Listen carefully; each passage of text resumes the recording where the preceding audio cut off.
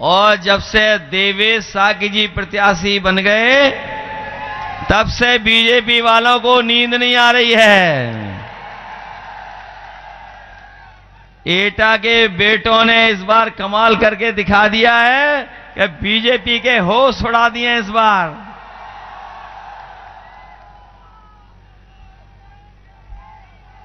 बताओ, विरोधियों को समझ में नहीं आ रहा है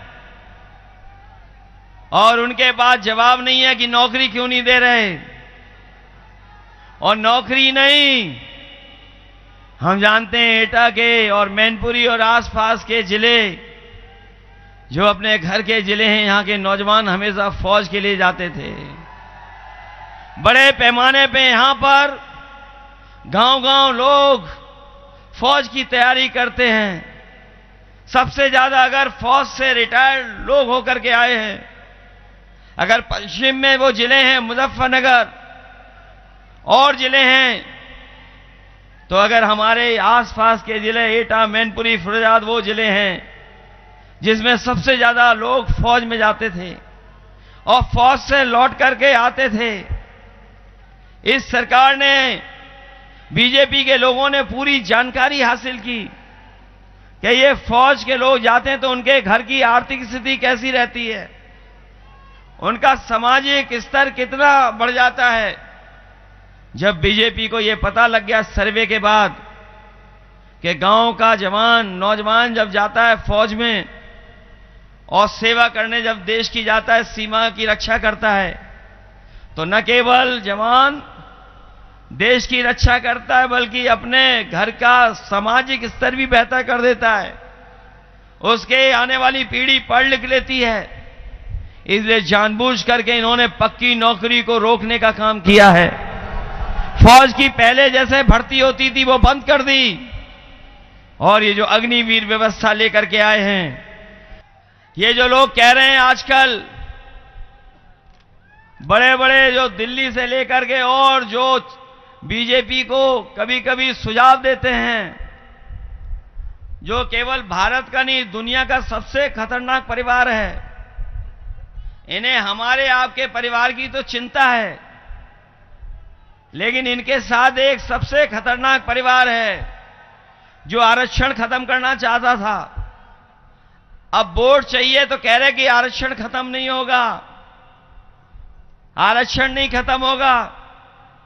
मैं उनसे पूछना चाहता हूं, ये बताओ, अगर भारत सरकार की बड़ी बड़ी कंपनियां बिक जाएंगी और प्राइवेट हाथों में चली जाएंगी तो आरक्षण कहां मिलेगा? ये जो हवाई जहाज वाली विभाग बेच दिया, एयरपोर्ट बेच दिया, जिसमें लाखों लोगों को नौकरी मिलती थी, बताओ वहां क्या आरक्षण लागू होगा?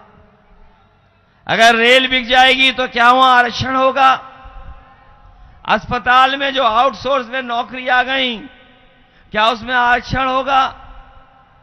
और ये अगर भर्ती से लेकर के और जो कर रहे हैं संविदा और आउटसोर्स पे, उसमें क्या आरक्षण होगा? ये न केवल नौकरी खत्म करना चाहते हैं बल्कि आरक्षण भी खत्म करना चाहते हैं। ये इनकी बड़ी साजिश है, लेकिन हम समाजवादी लोग इनको कामयाब नहीं होने देंगे। ये जहां जा रहे हैं, ये बीजेपी वाले जहां जहां जा रहे हैं, हम लोगों की बुराई कर रहे हैं। जहां जाते हैं बुराई करते हैं, लेकिन इस बार हम लोगों ने तय कर लिया है कि इनकी बैंड बाजे से विदाई करेंगे, बहुत ढोल नगाड़े से विदाई करेंगे। ये 14 में आए थे और 24 में चले जाएंगे। इन्होंने बहुत अन्याय किया है, बहुत लोगों को तकलीफ परेशानी पहुंचाई है, झूठे मुकदमे लगे हैं। बताओ, यहां झूठे मुकदमे लगे समाजवादियों पे क्या नहीं लगे? न केवल समाजवादियों पे, आम जनता पे भी झूठे मुकदमे लगा दिए। न जाने कितने लाखों की संख्या में हैं। जिन पर इस सरकार ने झूठे मुकदमे लगाए। आप सोचिए, दिल्ली के मुख्यमंत्री को जेल भेज दिया, आप आदमी पार्टी के मुख्यमंत्री को। बताओ, झूठे मुकदमे लगा करके भेजा कि नहीं भेजा? अगर कोई आरोप है तो आरोप तो किसी पे भी लगा दो। आप आरोप लगा के ही जेल भेज दिया। और आपकी जो पोल खुल गई इलेक्टोरल बॉन्ड से, कोई सोच सकता है? हम और आप लोग भी कभी कभी कुछ कार्यक्रम करते हैं, लोग सहयोग करते हैं, 1000-2000 रुपए का सहयोग कर देते हैं, 5000 रुपए का सहयोग कर देते हैं, 1 लाख का जो संपन्न होता है वो सहयोग कर देता है। लेकिन सोचो, बीजेपी के लोगों को कितने रुपए की मदद हो रही है? 1000 करोड़ की, 600 करोड़ की, 500 करोड़ की, 400 करोड़ की। और इन्होंने तो उसको भी नहीं छोड़ा, जो वैक्सीन वाली कंपनी थी उससे भी पैसा वसूल लिया। जो कोरोना में वैक्सीन लगवा रहे थे, उस कंपनी से चंदा वसूला कि नहीं वसूला? और उनसे चंदा इसीलिए वसूला है, उन्हें डराया, धमकाया, उन्हें झूठे मुकदमे लगाने के लिए कहा। ईडी, सीबीआई, इनकम टैक्स भेज दी। इनकम टैक्स, ईडी, सीबीआई, इनको भेज करके इन्होंने चंदा वसूला है। इसलिए इस बार इन चंदा वसूलने वालों का हिसाब किताब होगा और एक एक वोट डाल करके इनको हटाने का काम इंडिया गठबंधन करेगा। जो पश्चिम से हवा चली है, जो पहले चरण से हवा चली है, बताओ बीजेपी का सफाया होता चला जा रहा है कि नहीं होता चला जा रहा है? क्या एटा वालों इस बात छोड़ दोगे ने? 10 साल, ये जो 10 साल से लोग सरकार में हैं, केवल एक सरकार का हिसाब किताब इनसे नहीं मांगना है। दिल्ली वालों के 10 साल का हिसाब किताब और 7 साल उत्तर प्रदेश की सरकार का हिसाब किताब। बताओ, 17 साल में एटा को क्या दिया इन्होंने, बता दो हमें। एटा वालों की जेब से ऐंठ लिए होंगे पैसे। बताओ, पैसे इन्होंने ऐंठे कि नहीं ऐंठे? जो समाजवादियों ने एम्बुलेंस बनाई थी वो भी खराब कर दी इन्होंने। गांव-गांव गरीबों की मदद करती थी एम्बुलेंस। एम्बुलेंस इसलिए व्यवस्था की थी कि गरीब के परिवार में अगर कोई बीमार हो जाए तो फोन करे, अस्पताल पहुंच करके उसका इलाज हो जाए। इन्होंने न केवल एम्बुलेंस खराब की है, बल्कि अस्पताल में किसी गरीब को इलाज नहीं मिल पा रहा है। बताएं, ये बीजेपी वाले कहीं एक जिला अस्पताल बनाया हो जहां पर गरीबों को इलाज मिल पा रहा हो? हमारा गरीब अगर बीमार हो जाए तो भागता है बड़े शहरों की तरफ। आगरा में जाकर के लूट होती है उसके साथ। दवाई, इलाज, सब कुछ महंगा कर दिया। और ये 100 नंबर दी थी पुलिस को, जिसको 112 कर दिया। बताओ, 112 बनने के बाद वसूली हो रही ज्यादा कि नहीं? बिजली का बिल ज्यादा देना पड़ रहा, मीटर लग गया सब जगह। और अभी तक इन्होंने बिजली लगाने का कोई कारखाना शुरू नहीं कर पाए। ये कारखाने के बारे में बोलते ही नहीं हैं। इनकी आंखों को पता नहीं क्या हो गया। एटा आते होंगे तो बताओ, उन्हें दिखाई नहीं देता कितना ऊंचा पावर प्लांट लगा हुआ है। बताओ, बीजेपी के नेता आए यहां पर, किसी ने नौकरी के बारे में बात की? बताओ, न पेपर लीक के बारे में बात की, और न आरक्षण देने की बात की, और न इतना बड़ा पावर प्लांट है जो चालू हो जाता तो शायद बिजली सस्ती मिलती। बताओ, चालू हो गया क्या? न केवल ये एटा और आसपास को बिजली देता, बल्कि पूरे उत्तर प्रदेश को ये बिजली देता। ऐसा कारखाना समाजवादियों ने लगाया और आज भी नहीं शुरू कर पाए। इसलिए सावधान रहोगे इस चुनाव में। मतदान के दिन अपने बूथ की रक्षा करेंगे आप। एटा वालों, घबरा मत जाना। ये चुनाव हमारा आपके भविष्य का तो है ही है, आने वाली पीढ़ी के भी भविष्य का है। क्योंकि अगर ये सत्ता में आ गए तो ये संविधान बदल देंगे। जो बाबा साहब भीमराव अंबेडकर जी ने हमें संविधान दिया है, इस संविधान को बदलना चाहते हैं। आपके हमारे एक वोट के अधिकार को छीनना चाहते हैं। यही संविधान है जो हमें सम्मान दिलाता है। यही संविधान है जो हमें अधिकार दिलाता है। यही संविधान है जो हमारी संजीवनी है। इसलिए लोकतंत्र को बचाने के लिए, आपको संविधान बचाने के लिए एक एक वोट समाजवादी पार्टी के पक्ष में डालने का काम करना, साइकिल चुनाव चिन्ह पे डालने का काम करना। और जब ये बड़े बड़े उद्योगपतियों का कर्ज माफ कर रहे हैं, 16 लाख करोड़ रुपया इन्होंने माफ किया बड़े बड़े उद्योगपतियों का।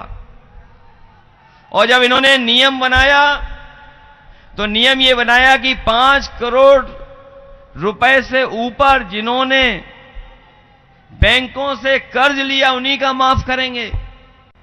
16 लाख करोड़ रुपए माफ किया इन्होंने। हम अपने किसान भाइयों कह के जा रहे हैं कि आपका पूरा का पूरा कर्ज माफ होगा दिल्ली की सरकार बनने पर।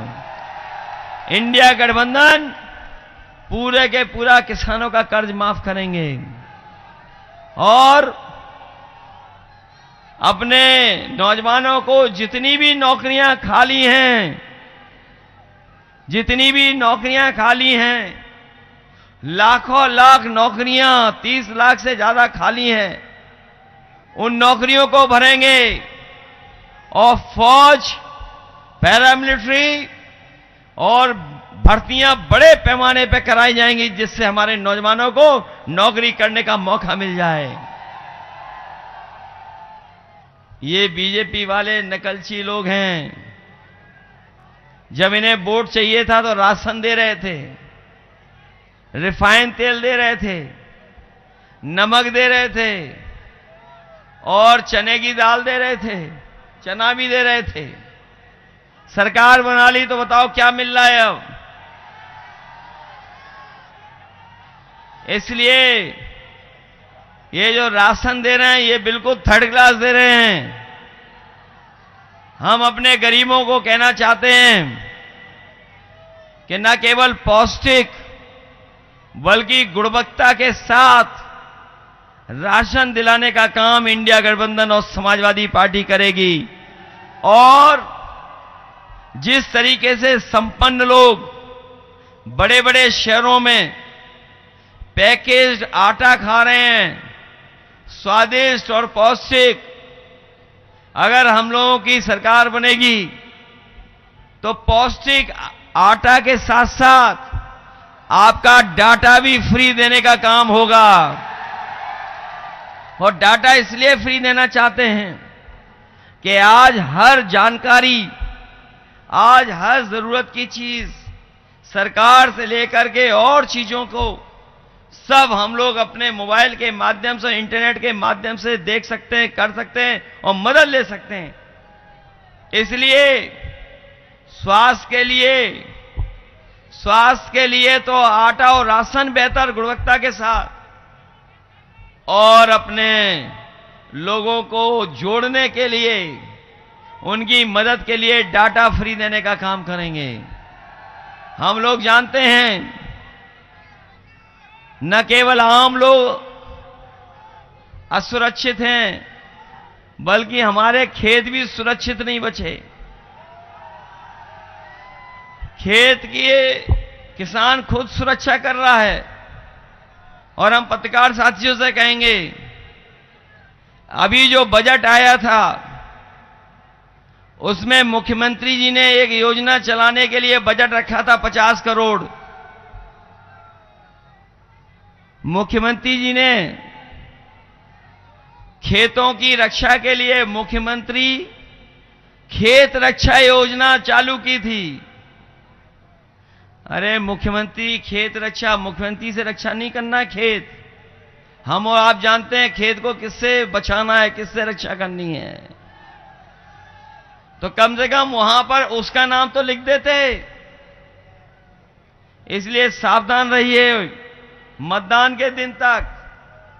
और ये जो चरण का चुनाव होने जा रहा है, ये सबसे महत्वपूर्ण चरण है। और एटा वालों बहुत दिनों से नहीं जीते हम लोग। इस बार तो पीडीए परिवार जिता रहा है।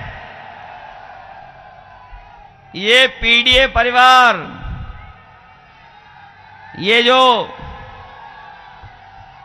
कभी कभी हम लोगों से कहते हैं कि हम यादव वाले लोग हो गए हैं, हम लोगों के आरोप लगाते हैं ये लोग। ये हमें और आपको बदनाम करने के लिए आरोप लगाते हैं कि नहीं लगाते हैं? हमें और आपको बदनाम करने के लिए इन्होंने कहा कि सब एसडीएम भर्ती कर दिए थे। एक दिन सदन में मुख्यमंत्री जी को पता ही नहीं क्या कह रहे हैं, बोले जब समाजवादी सरकार बनी थी तब एसडीएम 46 में 56 भर्ती हो गए थे। हम आज तक पूछ रहे हैं उनसे, वो 46 में 56 वाली सूची कहां है? हम लोगों ने भी अब पीडीए परिवार बना लिया, पीडीए परिवार। इसीलिए घबराए हुए हैं। बताओ, पीडीए परिवार से घबराए हैं बीजेपी के लोग क्या नहीं? और पीडीए परिवार जब से जुड़ गया, बड़ा हो गया परिवार, तब से ये इंडिया गठबंधन का नाम इंडी बोलते हैं। बताओ, इन्हें अंग्रेजी भी समझ में नहीं आ रही है, ये नाम भी नहीं ले पा रहे हैं। ये पीडीए ही एनडीए को हराएगा। यही अपने पिछड़े, दलित, आदिवासी, अल्पसंख्यक और आदि आबादी भारतीय जनता पार्टी को इस बार हरा करके उन्हें लोकसभा से हटाने का काम करेंगे। वैसे तो बहुत दावा करते हैं कानून का, बहुत दावा करते हैं कानून का। अभी हम मंच पे आए तो हमें बताया कि पकड़ हो गई है। कोई लोधी पकड़ हो गई है समसपुर मरारा में, पकड़ हो गई। बताओ, ये सरकार दावा करती कानून, लॉ एंड ऑर्डर, और 1 महीने, ये कोई एक घटना नहीं है। उत्तर प्रदेश के पूरे आंकड़े निकलवा लें, सबसे ज्यादा लूट, डकैती, इस तरह के काम हो रहे हैं, पकड़ के काम। केवल यही नहीं, पहली बार देखने को मिल रहा है यूपी में कि अभी तक तो हम और आप जानते थे और देखते थे कि पुलिस चोर को पकड़ रही है, लेकिन पहली बार देखने को मिल रहा है पुलिस चोर पुलिस को पकड़ रही है और अपराधी खुले घूम रहे हैं। जितने भ्रष्टाचारी हैं, जितने माफिया, जितने अपराधी हैं, सब भारतीय जनता पार्टी ने अपने गोदाम में रखे हुए हैं। अपने दल में जोड़ लिया सबको इन्होंने। ये जो हम लोगों को और आपको केवल बदनाम करना चाहते हैं, ये बदनाम करने के लिए हमारे आपके ऊपर अन्याय कर रहे हैं। क्या अरविंद केजरीवाल पर कोई ऐसा आरोप था जेल जाने का? बताओ, मुख्यमंत्री को जेल भेज दिया। अभी हम लोग झारखंड गए थे, लाखों लाख की रैली थी, इतनी बड़ी रैली कि हम लोग देख नहीं सकते थे। पूरे झारखंड के लोग इकट्ठे थे वहां। झारखंड के मुख्यमंत्री जेल भेज दिया बिना किसी उसके। इसीलिए हम कहना चाहते हैं आपसे, इतिहास उठा करके देख लेना। जिस तानाशाह के बारे में हम लोग कभी कभी चर्चा करते हैं, हिटलर, वो भी तानाशाह बोट से आया था। बोट से पहुंच करके कब्जा कर लिया, हटा नहीं। ये लोग भी बोट से पहुंच करके कब्जा करना चाहते हैं। इसलिए हमारी आपकी जिम्मेदारी बनती है कि अगर लोकतंत्र में हमें अधिकार मिला है वोट डालने का, तो इन्हें वोट डाल करके इनको सत्ता से हटाने का काम करें। बोलो, हटाओगे इन्हें सब लोग? तो एटा को हम लोग गिन लें इस बार। इससे अच्छा समीकरण क्या होगा बताओ? सब वोट दे रहे हैं आपको, और तभी उनकी भाषा बदल गई दिल्ली वालों की। बताओ, दिल्ली वालों की भाषा बदल गई कि नहीं बदल गई? कुछ चीजों का नाम ले रहे हैं, वो उनके जीवन में कभी आई नहीं वो चीज। और अपने लखनऊ वालों की भी भाषा बदल गई। बताओ, भाषा बदल गई कि बदल नहीं? न महंगाई पे बात कर रहे हैं, न बेरोजगारी पे बात कर रहे हैं, न किसान की तकलीफ परेशानी की बात कर रहे हैं, और न पेपर लीक पे बात कर रहे हैं। इसलिए नौजवानों, याद रखना, तुम्हारी नौकरी तो छीनी छीनी है, लेकिन सोचना घर जाकर के, तुम्हारा 1/3 जीवन इस भारतीय जनता पार्टी ने बर्बाद कर दिया। 1/3 जीवन जो लौटेगा नहीं, उस 1/3 जीवन को इन्होंने बर्बाद कर दिया। इसलिए सब लोग मिलकर के देवेश साग जी को साइकिल चुनाव चिन्ह पे जिताने का काम करना है। इतनी गर्मी, इतनी दोपहरी में कुछ लोग तो हैं टेंट के अंदर, थोड़ी बहुत छाया मिल रही है, लेकिन बिना उसके ही दोपहरी में खड़े लोगों का मैं बहुत बहुत धन्यवाद देता हूं। चाहे वो सामने ऊपर दिखाई दे रहे हों, चाहे हमारे सामने हो, दूर तक देखना हो, बाईं तरफ और पीछे भी लोग खड़े हैं। और पहले हम लोग सर्टिफिकेट वगैरह देने लगे थे, जाति जनगणना तो कराएंगे ही कराएंगे, जिससे हर आबादी को अपने हिसाब से हक और सम्मान मिल जाए, जो जितना आबादी में उस हिसाब से हक और सम्मान मिल जाए। बघेल समाज को हम लोग सर्टिफिकेट देने लगे थे, धन का सर्टिफिकेट, जो इस सरकार ने रोक दिया जानबूझ करके। हम लोग जारी कराने का काम करेंगे, उन्हें भी सम्मान दिलाने का काम करेंगे।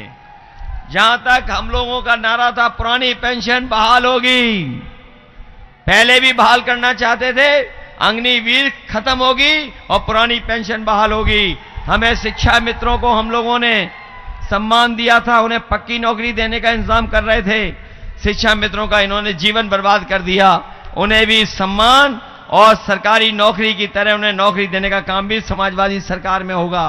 किसानों का कर्ज माफ होगा पूरा का पूरा। जब ये उद्योगपतियों का कर्ज माफ कर सकते हैं, तो किसानों का कर्ज माफ क्यों नहीं होगा? एटा कासगंज के लिए लिंक करने के लिए ट्रेन सुविधा, ये तो आने वाले समय में इंडिया गठबंधन की सरकार बनने जा रही है, आपकी लिंक ट्रेन की व्यवस्था भी कराने का काम हम लोग करेंगे।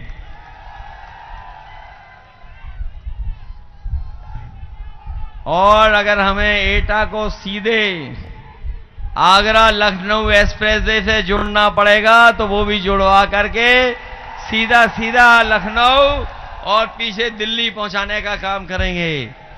जहां हम एटा आप लोगों से सहयोग मदद मांगने आए हैं, वहीं बगल में भी ख्याल रखना मैनपुरी का। मैनपुरी तो याद है,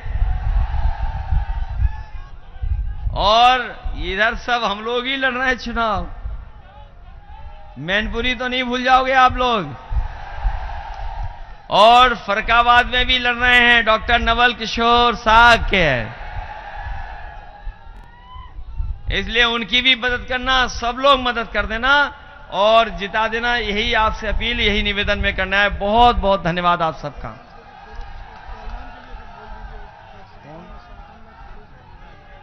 और लोधी राम सेवक पहलवान जी को हम लोग संगठन में रखेंगे। लेकिन याद रखना, ये संविधान बचाने का चुनाव है। बचाओगे हमारे फौजी भाइयों? ये नौजवान जिनकी नौकरी छूटी, परीक्षा छूट गई, परीक्षा पेपर लीक हो गए, बताओ बूथ रक्षक बन के काम करोगे क्या नहीं करोगे? इसलिए सब लोग मिलकर के मदद करना, यही अपील मैं करने आया हूं। इस सफल कार्यक्रम के लिए आप सबको बहुत बहुत धन्यवाद, बहुत बहुत आभार प्रकट करता हूं।